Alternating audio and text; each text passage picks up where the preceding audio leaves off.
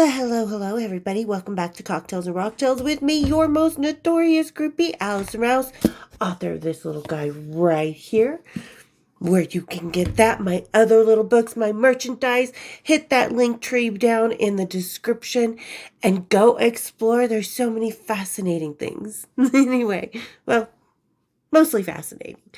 But anyway, thank you so much as always, you guys. I really always like to I have to start. It's just not even, I love to start with being so thankful for everybody that's here and everybody that has really been vocal and supportive. And I don't mean to scare people off. I spent a lot of years having to be extremely protective and defensive. So if I come off that way, sometimes I'm really sorry. It's just some habits I need to break.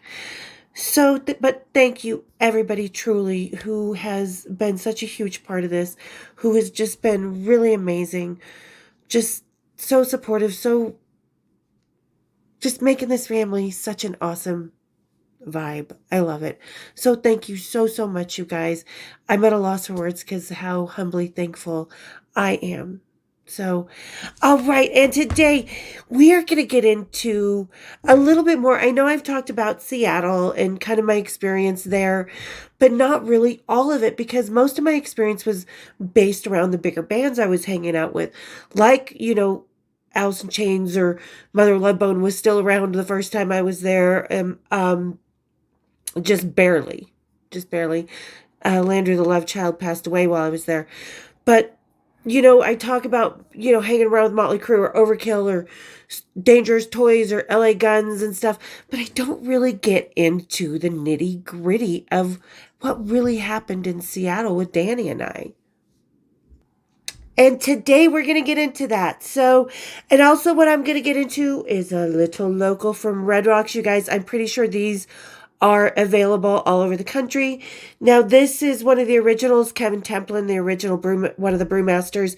So Red Rock, I believe, was the second or third brewery here in Salt Lake City. The second or third local.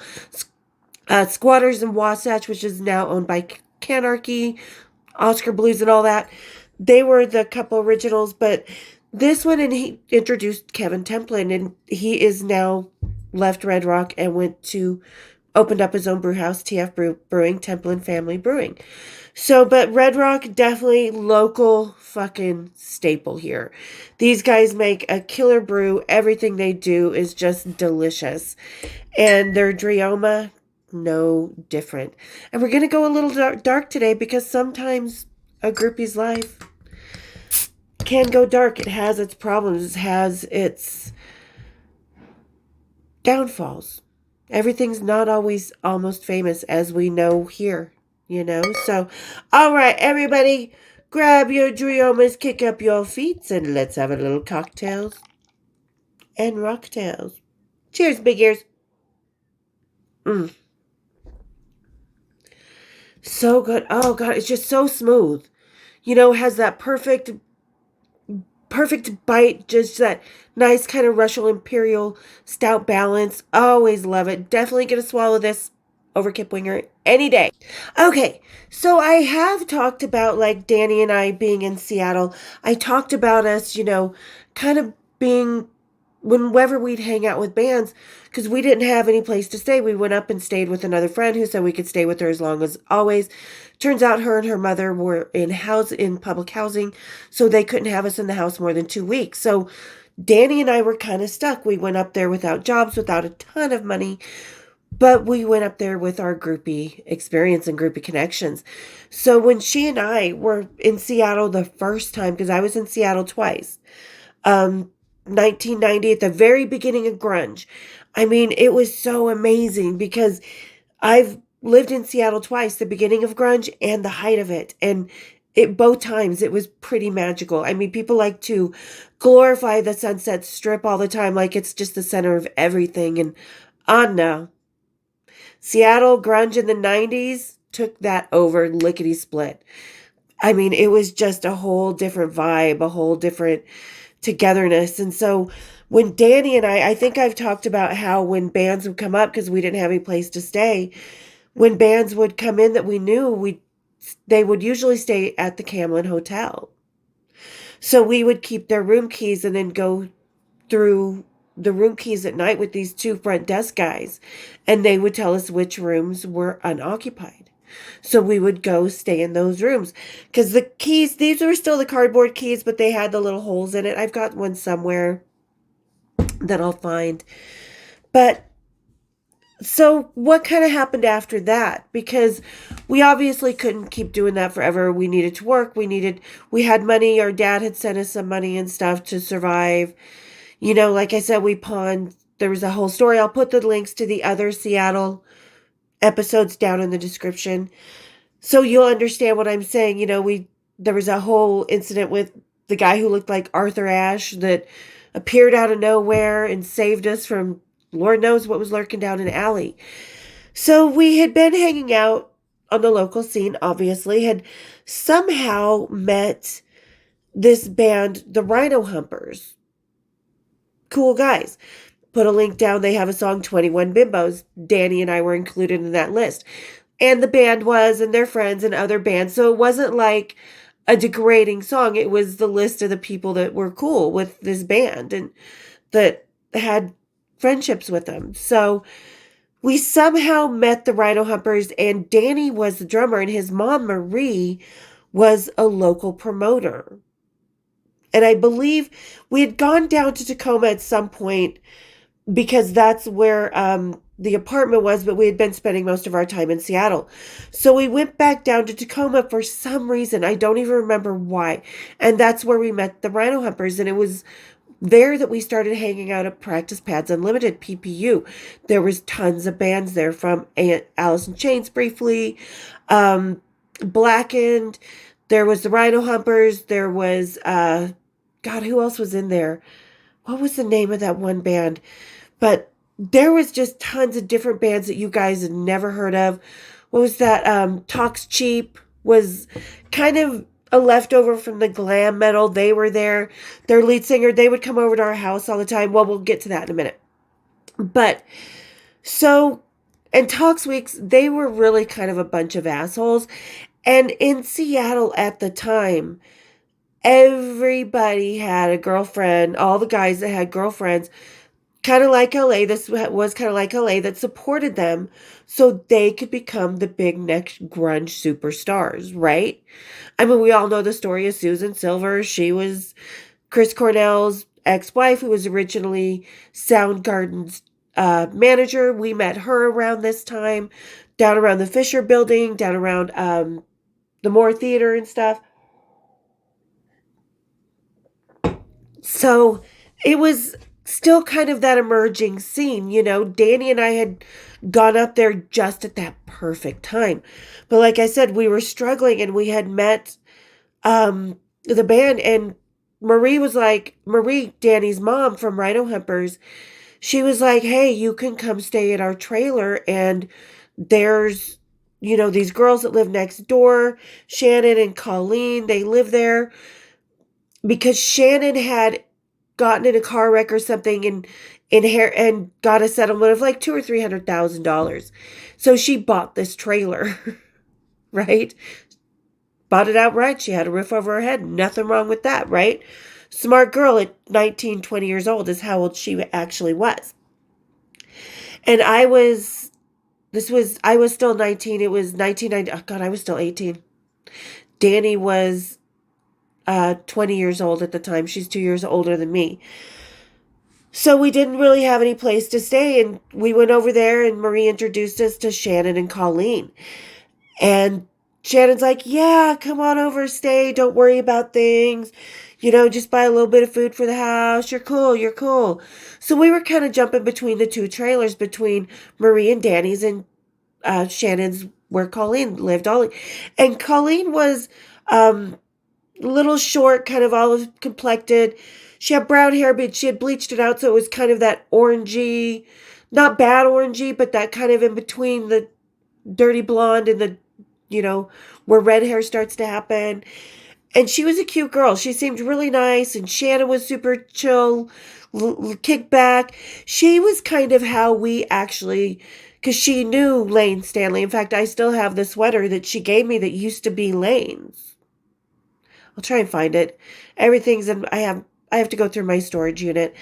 But it was this black long sleeve sweater, just this kind of pattern in it. But so she was kind of how we first met. The Alice in Chains. Mother Love Bone was still around, like I said, just barely. Because during that first time we lived there was when Andrew Wood passed away, was in the hospital. So we were there while all this was going on. I talk about in my introduction and stuff that I'm one of the groupies that was around more rock and roll history than any other groupies. And I don't mean that like egotistical or whatever. I don't mean it that way. I just mean it as fact because, Salt Lake City with AC/DC and the Kids in the last groupie capital of the world. We were up in Seattle when grunge was happening and Landry Wood. The second time I lived up there was when Kurt Cobain passed away and I ran into Courtney Love. So, but we're kind of talking more about the first time and how I really got to know the Seattle scene. Whoa, excuse me, that Drioma, I just had to pause to burp because that Drioma just sort of came screaming back up. That's why it's got the Grim Reaper on it. One burp on a date and it's done. So anyway, we were hanging out with her and she's the one that kind of introduced us to the practice pads, both in Tacoma and Seattle. And like I said, we'd see Alice in Chains there. We'd see the Rhino Humpers. We would see we didn't really see much of Mother Love Bone. We saw the aftermath of that in the practice pads. But we got to know a lot of Seattle bands like Green Apple Quickstep, like Screaming Trees, Sub Pop Records. Shannon was really the person that kind of took Danny into that little world. She took us up to Seattle. She didn't really have a car because she didn't drive. So she's like, we'll just catch the bus. We're like, okay. Which was kind of scary sometimes in Seattle at that time. So, but she kind of really dragged us around and took us to all the bands and let us get to know. Danny was taken with some guy who looked like a shorter, hotter Joey Ramone that she was hanging out with. And he was trying to get her to do the Seattle DOC, drug of choice.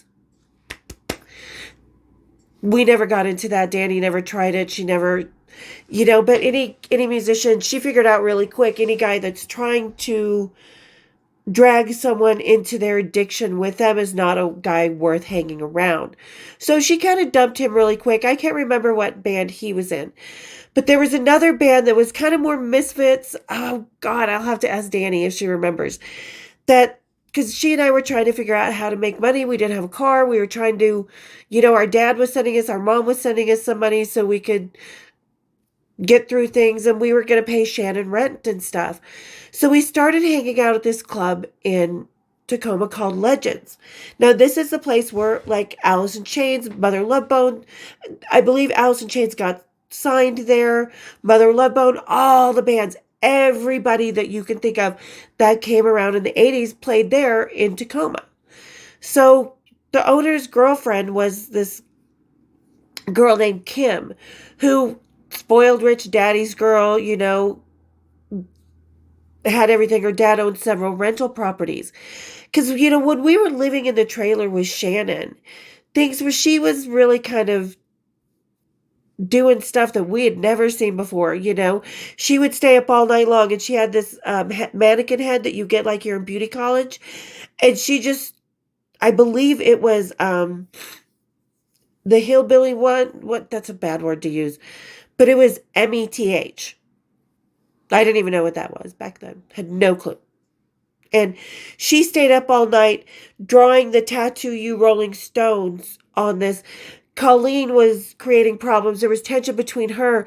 Danny was over there a lot, and he was drinking, which we didn't mind Danny, because Danny and Marie were like good people. They were kind of becoming our family, our go-to mom, while Danny and I were in Seattle. And how Danny did that with his beer. Like, he made a koozie out of his... Stuck that beer right in. It just made a koozie. Not after the danglers, but the pointer.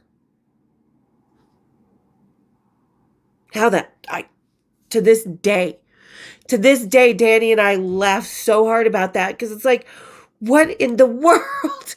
Because he's like, look what I can do. You know, like that one, what was that one character from In Living? Look what I can do. We're like, no, we don't need to see that. Oh my God. What is that? Just stuck that puppy right in. So things were always kind of chaotic and not enough room. You know, everybody was like, well, you can start stripping. You can start stripping, and I went to this place, Fox's, where we all know I became a stripper, and I always thought I would become a stripper, not in a bad way, but just kind of gut feeling, premonition. We all kind of have those throughout our lives about certain things that actually do happen. So I had gone to Fox's, which was over by the military base down there, and had tried out, and it just did not feel right. The girls were seedy. You could see there was a couple needles in the corner. You knew what they were doing there, and it's not something I ever chose to do. For those of you that choose to do things under the table, so to speak, that's fine. You do you. But I didn't want to do that. And I remember one of the other guys from the Rhino Humpers. There was Vince, Danny, God, what was this guy's name? He and I kind of had this crush going on with each other, and then I say this because this was kind of a dark, kind of gray area in Danny's and I's existence and groupie experience, kind of in a way.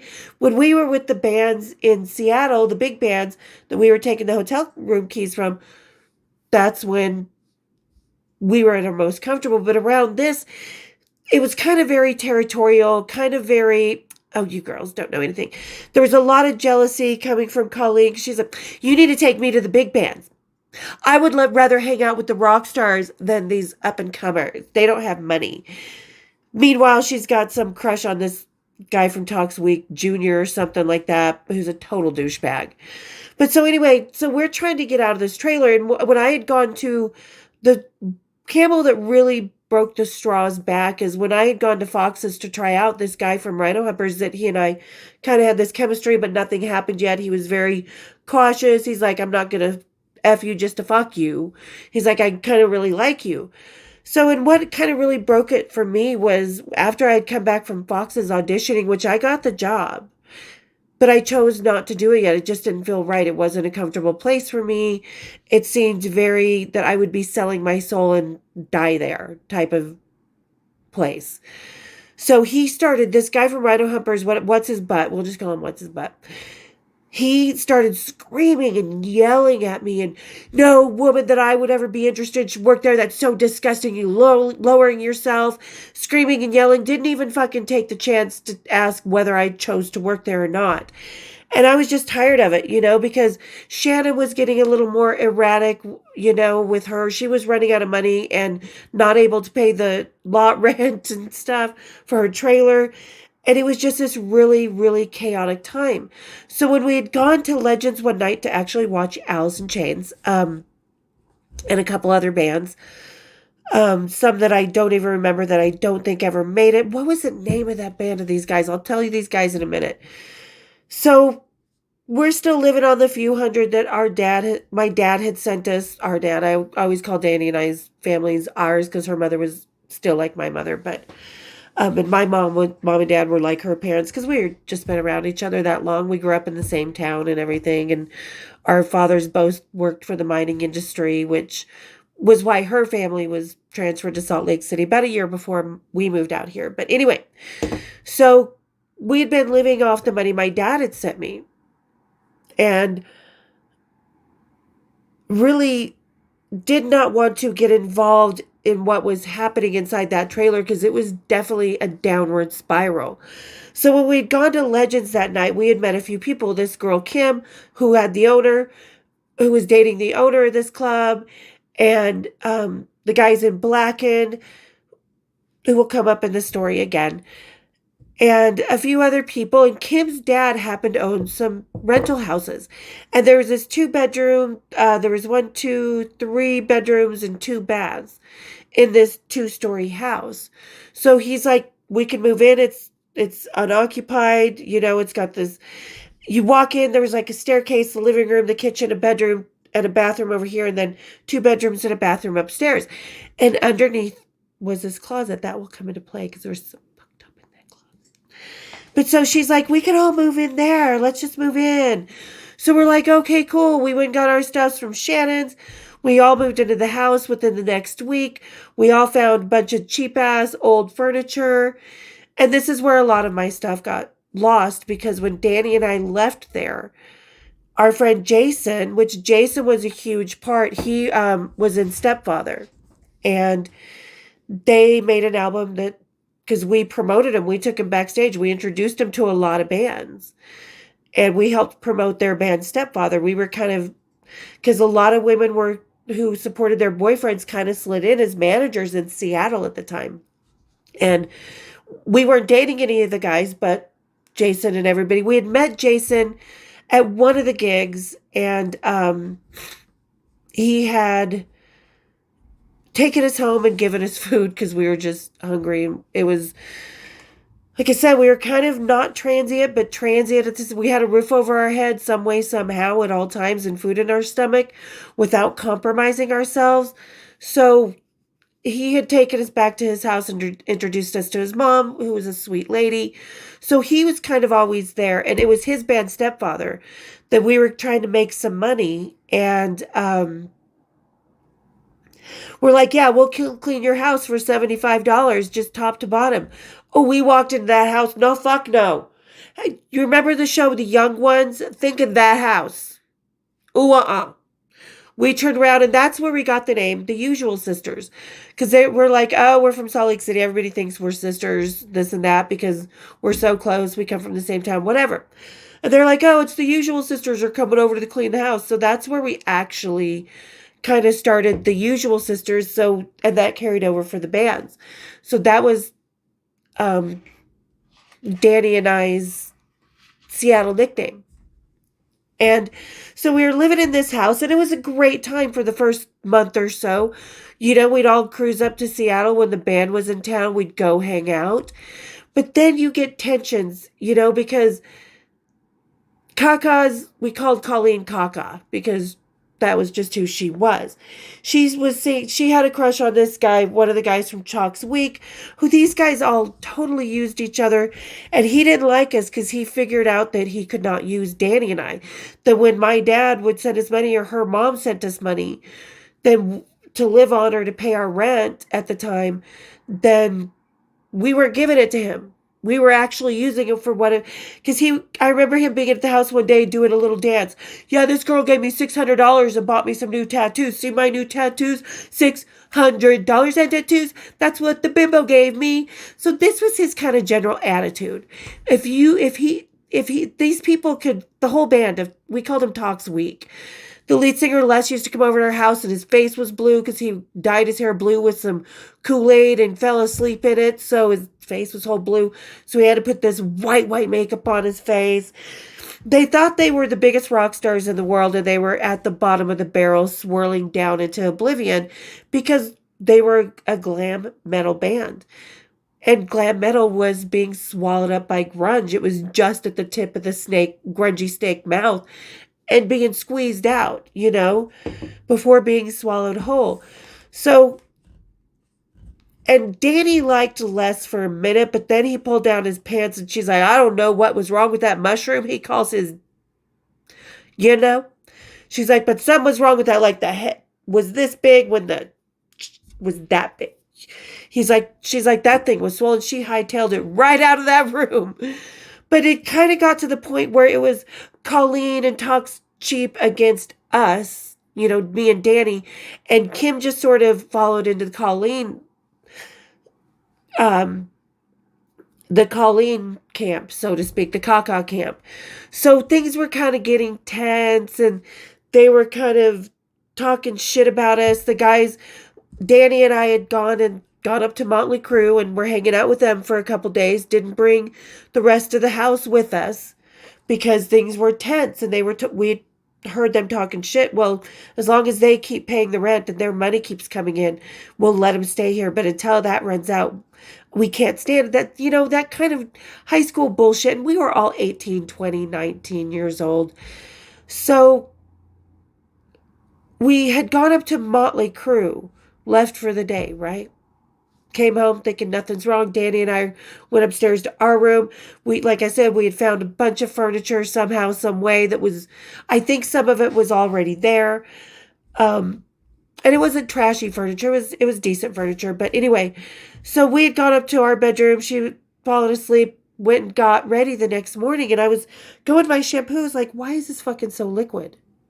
Why is this, shampoo has a certain consistency, but this was like water. And I washed everything, was my face wash, everything, my leave-in conditioner. I was like, what the fuck? Is it just, Seattle being so humid? I didn't think anything of it. And that went on for a few days until I had started dating Dan, this bass player for the band Blacken. And he had been coming over and spending time. And he had come over like the day after we had come back from Motley Crue. And I was with Nikki and stuff. And Dan Woodward, that was his name. But so we had come back and he was hanging out and he had gone downstairs to grab some water or something for me because I didn't want to go downstairs because all those guys were there. And they were laughing as he was coming downstairs. They were like, yeah, they're still using all that shampoo and stuff. They're still using it. It's so funny. They have no clue that we peed in it. Yeah. So this is the kind of targeting and bullying and jealousy and hate, that goes online today where people just sort of hide behind. It's like we didn't do anything to any of these people. We had made sure there was food in that fridge for all of us. We had made sure that the rent was paid. Danny and I, between her mom and my dad, They were just angry because we weren't taking them up to Seattle with us all the time to go hang out with the big bands. We tried, but Kim was such a waspy princess. She was just so holier than thou. It's like, bitch, you haven't worked a day in your life. Your daddy's given you everything. And I know that my dad and my mom and Danny's mom and stuff were helping us out. But that was, we'd never relied on our parents. That was the first time we had to rely since we had moved out of the house. Both of us at different times, but so out of our homes. But so they had been peeing in our shampoo and stuff for no reason. Just because we wouldn't give them money or buy them tattoos or suck their dicks or whatever. So that was kind of the mentality we were living in. And in that time, we had met Jason and Stepfather, and we had been hanging around them and the Blacken and the bands and Rhino Humpers, down at PPU. And they were mad because Kim and Kaka had been unceremoniously kicked out of the Practice Pad Unlimited warehouse because they were just cunts, so to speak. Not so to speak, straight up. So, it kind of went from this, we were having fun for a couple of months, hot girl summer, sitting on the rooftop, watching guys go by, being like, bring us some barley. We'd even done beer runs together that didn't work out very well. Never did the one by your house. And, it was kind of hard. It was, like I said, it wasn't necessarily dark because we did have, the guys in the bands at PPU that we were all friends with and a couple other people. We had long lost touch with Shara.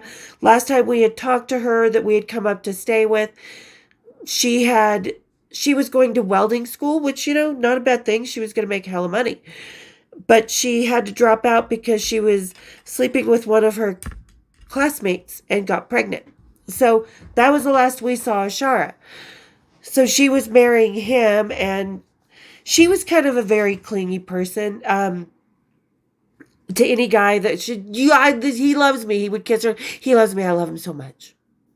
But she wasn't very smart. She's the one that was hanging out with us on that previous New Year's, who had invited one guy to come down without asking us, mind you, and we were paying for the hotel rooms. But anyway, and then was sleeping with Danny from Dangerous Toys. You don't bring them to the same town, people. But so that's kind of what our first time in Seattle was really like after, we stopped staying in the hotel rooms with the rock stars and stopped. We were able to find some place that thought would be more stable or more, but it was just really kind of turmoil, anger, jealousy going around. And not that I think everybody's jealous, I don't, but when you have people talking shit about you, and we would come downstairs, Danny and I, and like go out and try and find jobs or whatever, and they would be like, "What are you girls doing?" And just bitch and moan. "Did somebody eat these crackers?" "Yeah, bitch, I ate the crackers because my dad's money paid for them. Your dad's may rent this house out, but my dad's..." And then we came home. Danny and I had gone out to Seattle to look for jobs. And we had come back home later that day, and everything was just gone. Gone. The furniture, except for the bed in our room, everything. The food that we had paid for, everything. And they had moved another girl in whose boyfriend, Dawn, was a local promoter, and her name was Dee. So we had to call. We lived on like top ramen. We took whatever pennies we had left over, from the money our parents had sent us, and went and bought top ramen, and we didn't even have any bowls or anything to put it in, so we'd eat a cup of noodles dry, and Jason would bring us over food sometimes. We'd be all sleeping on the floors in the bedrooms, and they had, the last night that Colleen and Kim were still there, they had a party with a lot of the guys from PPU over, and this guy had put his head through the wall in the downstairs bedroom and came out in the living room, like just, psh. It was like, "Hello, everybody." Turns out later when I moved back the second time, it was my friend Phaedra's boyfriend that I worked with.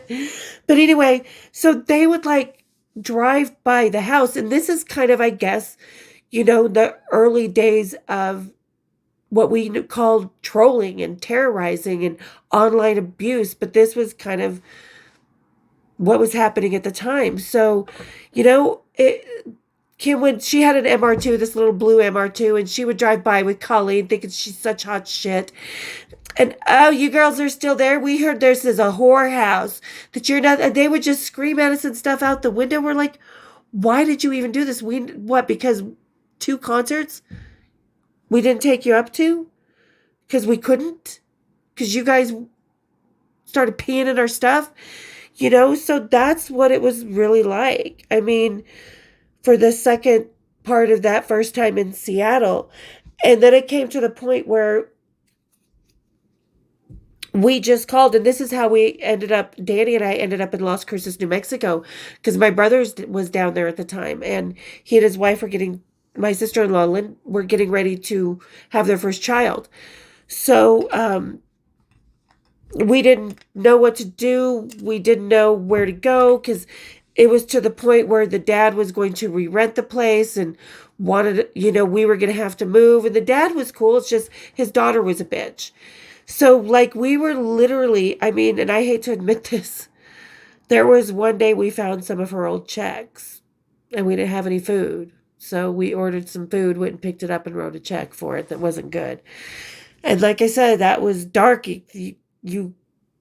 I never compromised myself in any other way ever in my life, but when you haven't eaten anything but a square piece of ramen for 3-4 days, you figure out I really want a juicy hamburger. So we kind of did that, and they were just terrorizing, and like, she still had the key. Oh, and under the stairs was this weird doll called Sally Scribbles, and she sat at this desk and scribbled. It was a haunted doll. It was just so fucked up. And so we were treated pretty shitty. And I had a bunch of boxes. So did Danny. And I had like my senior stuff, like my senior mug. I had Eric Carr's drumsticks that he had given me. I had pictures of like me and James Lomenzo, and a bunch of that Danny and I had taken with Metallica and stuff like that.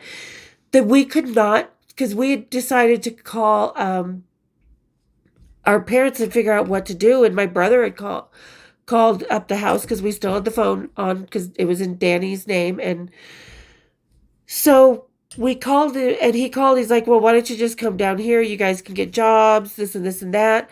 And why we decided to go down there on a Greyhound, in the middle of a Greyhound strike, all the way from Seattle to Las Cruces, New Mexico, I do not know. I don't know what the hell that. It was an interesting bus ride. There were these guys who just got out of jail, out of prison, going to Texas from Seattle, but they were cool. They were passing their joints through the seats at us. But I mean, there were stink bombs. It was horrible. So that whole time in Seattle, if you want to be a groupie, you've got to accept the bad with the good. And this was part of the bad that went with it, because here were these girls wanting so bad to be relevant to the Seattle band guys or to anything. And then they're trying so hard and getting nowhere because they're assholes. And anybody who's meeting someone that's greedy, that's gives underhanded compliments and stuff like that, they don't make a lot of friends, no matter what kind of world you're living in. And we were just these nice girls that some of these guys already knew. So there was this, and you're going to have to deal with a lot of stuff. You're going to have to deal with the backstabbing. You're going to have to deal with people calling you liar a lot. People wonder why I don't like scamming to bars. That's why. She's called me a liar on podcasts that I was supposed to go do interviews on, and she cost me. So this kind of stuff, and that's going to happen. You're going to have dark moments in life, and that first time in Seattle was definitely a dark moment. I've never been unstable like that in my life. I was raised comfortably by my parents because they worked hard. I was coddled by the rock world. We were always safe, content, roof over your head, fed, everything, all of that. So that was kind of the first experience into instability and kind of really the dirty, dark underside of things up there that I had never experienced. And it still affects me to this day. When I think about those times in Seattle, I get that pit in my stomach. The second time in Seattle, I had way more fun. It was planned. I had very, very cool people around me. Danny was, I believe she was in LA at the time. Yeah. She was living in LA with her ex-boyfriend. But, I try not to repeat myself, and I know some things have been redone on this channel because I've read them for the book, but I do that for a reason, because people are like, oh, do you have any stories about this or that or that or that all the time? I'm like, yeah, done an episode, yep, done. But I also don't tell everything, because if I had told everything that was going on, this book would be way more than 573 pages, which is twice the size of any groupie's whole storybook. This isn't even half the story. So I kind of like to fill in the gaps. And that's what was going on in Seattle. It was kind of a very unstable, very dastardly, I don't say dark, because like I said, we were having fun in a lot of ways. We were meeting a lot of new people, becoming part of this scene, which was really cool, but it was dark because what we had to go home to. When we left the house, Danny and I were free. But when we had to go home to that house, and if one of us left during the day or something, because we did get jobs, I was waitressing briefly. It was very, very hard because, like I said, it was just, there was no reason for it. Why we didn't do anything to these guys except not give them money. And for me, this kind of goes with, did the internet kill the groupie scene? Well, haters like that try and kill any scene. And they kind of killed our first experience in Seattle, which should have been a lot better than it was, because as a groupie, you're going to be lied to. Just like Shara lied to us. She's like, oh, you can stay here as long as you need till you have a job and get your own apartment. Cool beans. No. We had to be out within 2 weeks because they lived in housing. So there was a lie. Then there was the lies and the backstabbing with Kim. When we were in the apartment, Colleen started it there, or in the trailer with Shannon. And Shannon she kind of had to go to rehab. She lost her trailer and ran out of money and all kinds of things. And I never understand it. I still don't understand it to this day of what really happened. And I still don't understand how Danny made a koozie out of his pee-pee. But so there you guys go. There's kind of the rest of Seattle the first time, and the darker side. What happened, And this was 6 months of our lives. So it wasn't that it just happened overnight. We spent the first 2 months in that house having a great time with the girls. And then the last 4 months, like waking up with a pit in our stomach, Danny and I just looking at each other going, what the fuck, how can what are we doing wrong? So yeah, and I know we've all felt like that. I know we've all been through shit like that. But I don't want to just focus on the laughter, because it's not always about the laughter. It's not always going to be Almost Famous. I mean, even in Almost Famous, they had their dark times, didn't they? And you're going to as a groupie, but people don't focus on that. And as a groupie, that first time in Seattle, while it had its great, fun, awesome moments, and Danny and I were having a blast, we weren't even fazed by not having a place when we were just keeping the hotel keys. But it was when we got to these girls, the 90s trolls, it just turned dark and seedy. And to see like heroin for the first time in our lives. I know Nikki had been around and Dave had gone, but I hadn't met Dave gone yet. So, it was kind of a really dark time. So today, not focusing on the laughter as much as I am more reality, because on this channel, I give you reality. I don't give you fluff pieces. I don't give you rehashed bullshit of stuff that I've never experienced, or, that I just want to get attention and money off of. That's not what it's about. It's about the reality, and that's part of my reality. That we were basically hand to mouth and being treated like shit for no reason. So, and that's going to happen in life in general. So hope you guys kind of enjoyed. Hope I wasn't too all over the place. I know sometimes I get off in tangents and people put that in the comments, but bear with me. I'm 53. Our memories, they get a little weaker, and Alzheimer's, dementia does run in my family. So I do get scared if I forget something. So, or if I say something wrong or somebody points that out, I do get extra sensitive about that, because it's like, hey, don't give me for shits or something I may not be able to control. Which, touch wood, I don't have that anomaly in my makeup. So anyway, but all right, you guys, thanks for coming along to the dark side with me today. Sorry. And I hope you liked it. I hope you like kind of hearing more insight into my stories, because like I said, if I put every detail to every experience in my book, I would have more chapters than the goddamn encyclopedia. Not even funny. So there's a little more insight to the first time in Seattle, but hope you liked it. Let me know. And for those of you just lurking around, go down while you're going to go talk to me in the comments. Hit the subscribe, hit the membership, hit my bells, and know everything that's going here on Cocktails and Rocktails. And thank you again to everybody who got through the episode, who's here with me at the end. You guys are rocking, socking it out. Love you to death. Thank you so, so much. And we'll see you next time here on Cocktails and Rocktails. Cheers, big ears.